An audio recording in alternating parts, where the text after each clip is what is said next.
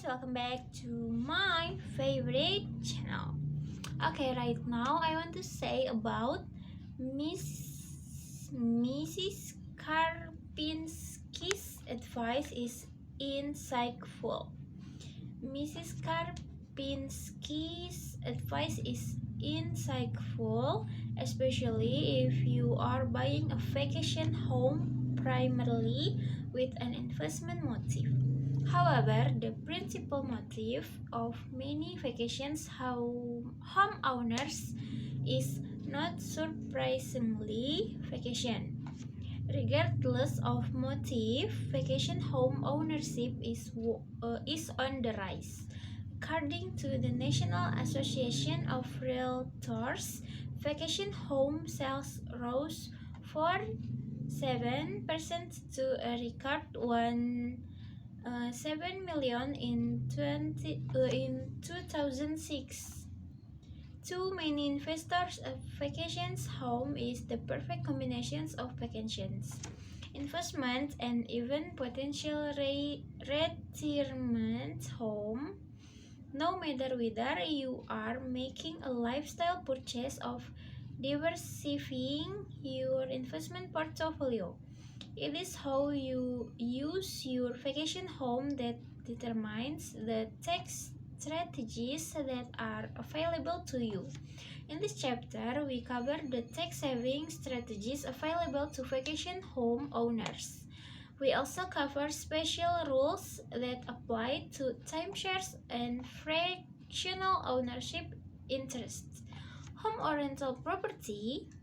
A vacation home or second home is a property that may be used both personally and as a rental.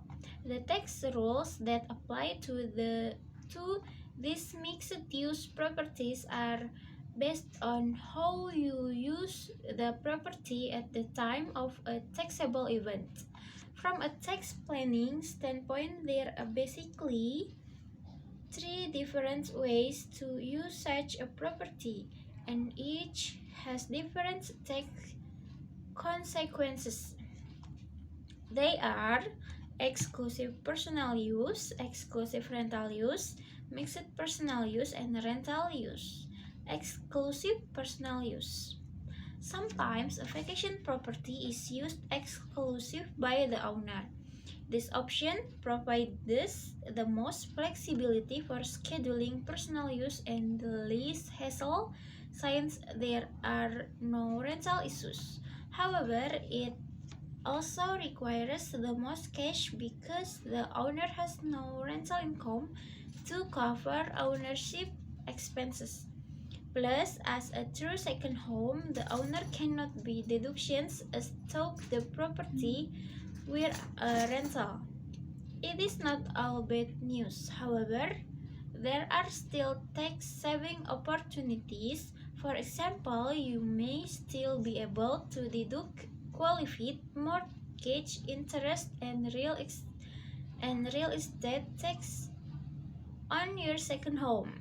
The qualified mortgage interest deduction is available only for your personal residence and one designated second home.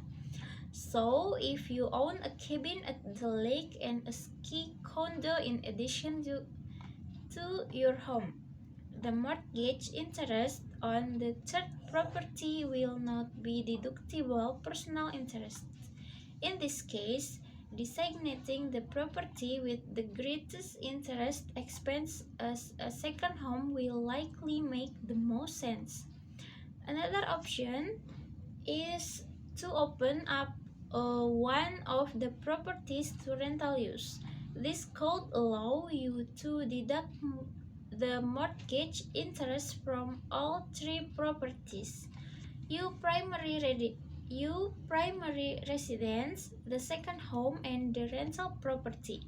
For detailed information on deducting qualified mortgage interest on a second home and its limits, read Chapter 2. Exclusive rental use. At the other end of the spectrum is a property used exclusively as a rental. In this case, you must report all rental income, but you can also report all rental expenses, and you may be able to deduct rental expenses even if they are more than the gross rental income.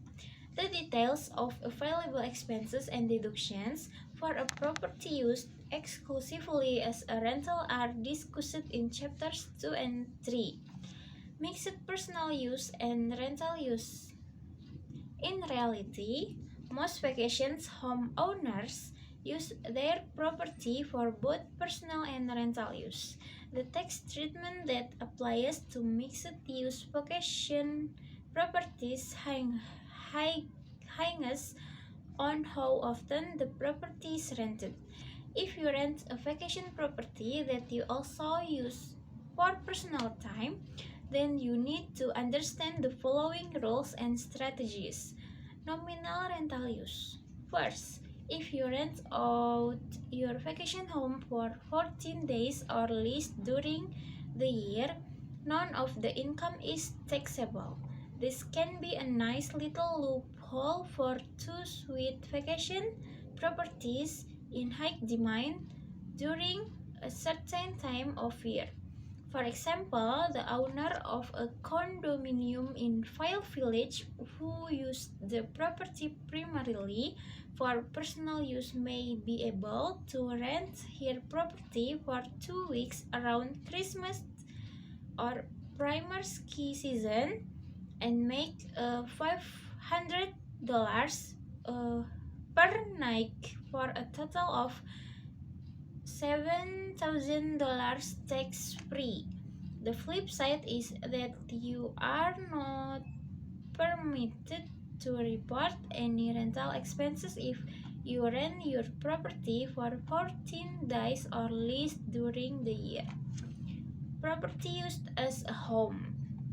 If you rent your vacation home for more than 14 days during the year, then you must report and pay taxes on rental income, and you must divide your expenses between rental use and personal use because only the rental expenses are deductible. This is true regardless of how much you use your property for personal use, even if it is only 1 day. However, the extent to which rental expenses can be deducted depends on whether the vacation property is considered a dwelling unit used as a home.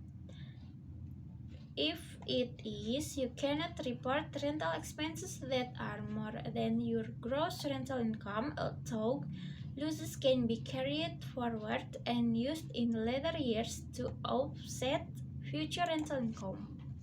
Okay guys, until here first for today. See you in the next video. Say bye bye.